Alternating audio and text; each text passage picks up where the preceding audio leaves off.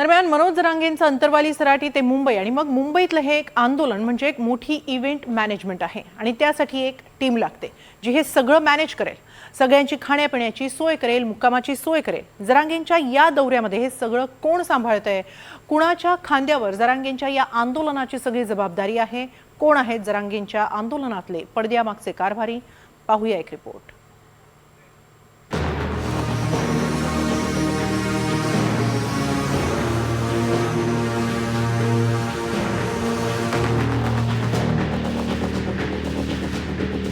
जरांगेंचं वादळ मुंबईकडे निघालंय। लाखोंचा लवाजमा, हजारो गाड्या, गावागावात बैठका, मजल दरमजल करत जरांगेंचा ताफा मुंबईच्या दिशेने सरकतोय। जरांगेंच्या या आंदोलनासाठी लागणार आहे ते चोख प्लॅनिंग।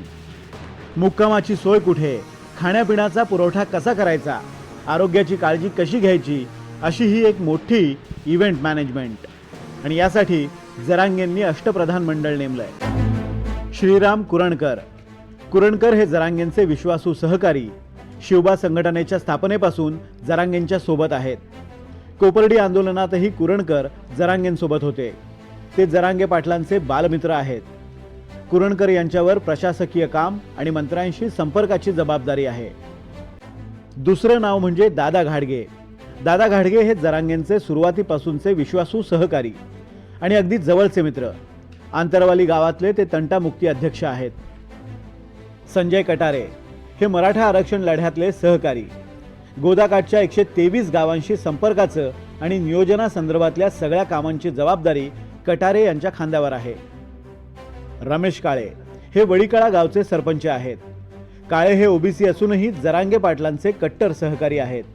अंगरक्षकाप्रमाणेच ते जरांगेंच्या सोबत राहतात। पांडुरंग तारक हे आंतरवाली सराटीचे सरपंच राहिलेत। प्रत्येक आंदोलनात ते जरांगेंच्या कायम सोबत राहिलेत। जरांगेंच्या सभांच्या आयोजनात तारक यांचा मोठा वाटा आहे। गंगाधर काळकुटे हे साष्ट पिंपळगावच्या आंदोलनापासून जरांगेंच्या सोबत आहेत।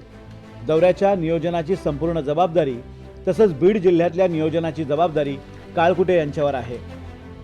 नारायण शिंदे हे नागझरी गावचे सरपंच। शिंदे हे जरांगेंचे जुने सहकारी।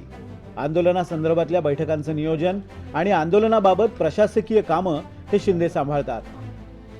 आणि शेवटचे सहकारी म्हणजे प्रदीप सोळुंके यांच्याकडे जरांगेंच्या महाराष्ट्रभरातल्या दौऱ्याचं नियोजन असतं। सभा कुठे घ्यायची हे सोळुंके ठरवतात।